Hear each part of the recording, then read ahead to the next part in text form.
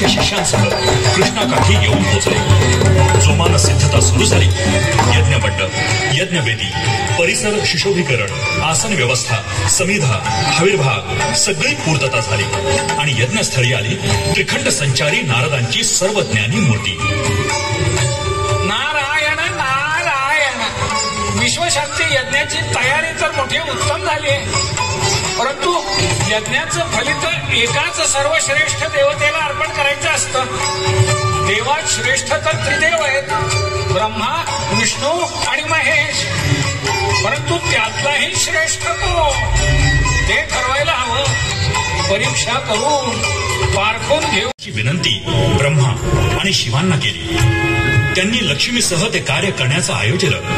ब्रह्मा गाय बनला, महादेव शिव वासरू झाले आणि लक्ष्मीनं गवळ्याचं रूप घेऊन ती गाय वासराची देखणी शुभलक्षणी जोडी विकली त्या प्रदेशाच्या चोल राजाला. राजाचे गुराखी रोज शेषाद्री पर्वतावर गुरं चरायला जायचे.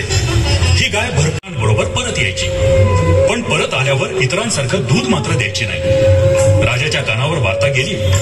त्यानं गोपालांना दरडावलं. एवढ्या धष्टपुष्ट सवत्स धेनूचं दूध कुठे जातं ते स्वतः शोधून काढायला बजावून सांगितलं. दुसऱ्या दिवशी गवळ्यानं बारकाईनं लक्ष ठेवलं. गाय चरली, वारुळाकडे गेली. तिनं दुग्ध वर्षाव सुरू केला आणि गवळ्याचा राग भडकला. या गायीमुळे राजानं आपल्याला दोष दिला म्हणून संतापाच्या भरात त्यानं जाडजूड काठी उचलली. दातोट खात गायीवर घाव घालायला उंच उगारली. दीनवत्सल श्री विष्णूंना आता स्थिर राहणं अशक्य होतं. आपल्याला दुग्धपान घडवणाऱ्या सेवाभावी गायीच्या रक्षणासाठी धाव घेणं हे त्या क्षणाला भक्त तारक श्रीहरींचं ब्रीद होतं. त्यासाठी भवतीचं वारुळ भेदून ते प्रत्यक्ष रूपानं प्रकटले.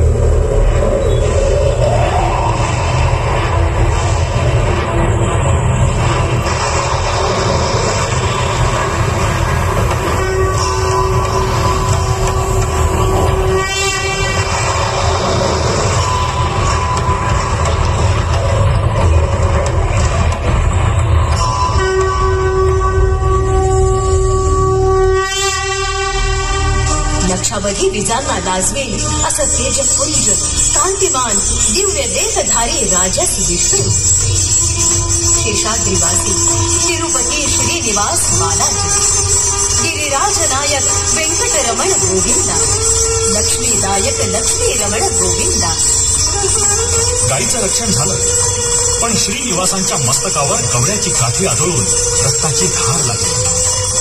लांबून ते बघणाऱ्या चोल राजाला बोलावून ते म्हणाले, गवळ्यांना दोष देऊन गोहत्या करण्याला उपयुक्त करून माझ्यावर प्रहार होण्यासाठी निमित्त ठरून आणि माझ्या व्यथेची मौज बघायला येण्यावरून तू शापाला पात्र ठरलाय. याच ठिकाणी तू एक राक्षस होती. चोल राजानं क्षमा मागितली. झाल्या अपराधाबद्दल दंड सोसणंही मान्य केलं आणि कुशाप मागितला. श्रीनिवास बालाजींनीही उदार अंतःकरणानं क्षमा केली.